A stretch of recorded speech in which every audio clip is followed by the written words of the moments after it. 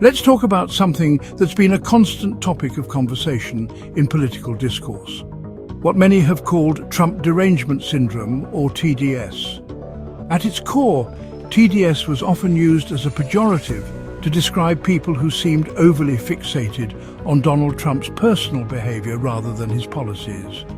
But today, as we examine the situation through the lens of psychological profiling, what we see may be more than just political animus. It may actually be a justified response to a man who exhibits signs of dangerous psychological instability. Initially, the term Trump Derangement Syndrome was coined by critics to suggest that the backlash against Trump was rooted not in rational policy disagreements, but in emotional personal hatred of the man himself. His tone, his temperament, and his often inflammatory rhetoric. It wasn't just the policies that caused such an extreme divide, it was his personality, his conduct. People were upset with his mannerisms, his narcissistic tendencies, and his brash behavior, qualities which often overshadowed the actual substance of what he was doing in office. Trump's critics often focused on his inflammatory statements, his bizarre conduct, his egocentric worldview, and those observations were dismissed by some as exaggerated. But let's take a deeper look at the psychology behind it. To understand the term TDS, we have to understand the psychology of the man at its center. If we analyze Trump through the lens of narcissistic personality disorder, a disorder marked by grandiosity, a need for admiration and a lack of empathy, the description of his behavior starts to make a lot more sense. Trump consistently displays traits that align with narcissism. He exaggerates his accomplishments, refuses to accept responsibility for failures, and uses people as means to an end. He has a profound need for admiration, which he constantly seeks through media coverage and rallies. His actions often appear manipulative and self-serving, especially when his ego is threatened.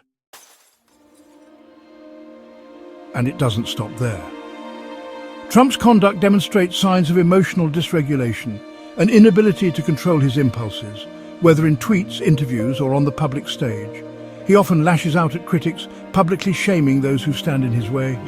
These are not just isolated moments of anger, they're indicative of a deeper, ongoing pattern of erratic behavior. Given his history of personal, financial, and legal entanglements, we see that Trump's personality traits go beyond the typical behavior of an erratic public figure. Psychologists have noted that such traits, in combination with his leadership of a country, can be incredibly dangerous. When these qualities are magnified on a global stage, the stakes become much higher. Under the spotlight of the presidency, his narcissism led to decisions that were based more on how they would make him look, rather than what was best for the country. It's as though the country was a vehicle for his ego. So, was TDS merely a hyperbolic label used by Trump supporters to silence opposition? Or was it a deeper warning, an instinctive reaction to the unsettling behavior of a man who, despite being in power, may have lacked the mental stability to hold that office? Recent events have only amplified these concerns. From his continued attacks on democratic institutions, his blatant disregard for legal processes, to his role in encouraging violent insurrection, it's clear that Trump's behavior is no longer just a matter of policy or personal disposition. It's a matter of public safety and mental instability.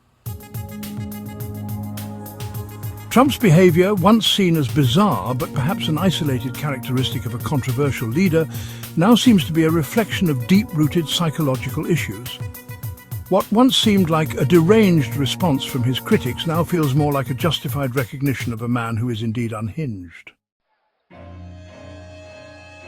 With every new controversy, Trump only reinforces the idea that his behavior goes far beyond political disagreement.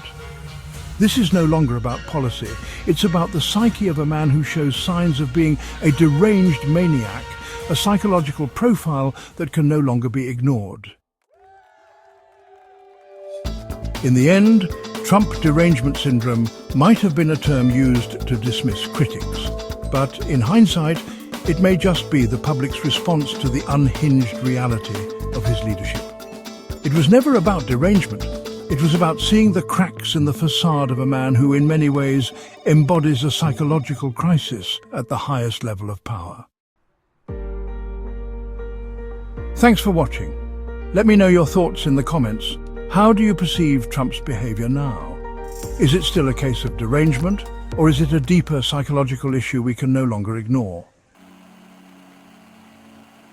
Stay tuned for more in-depth analysis.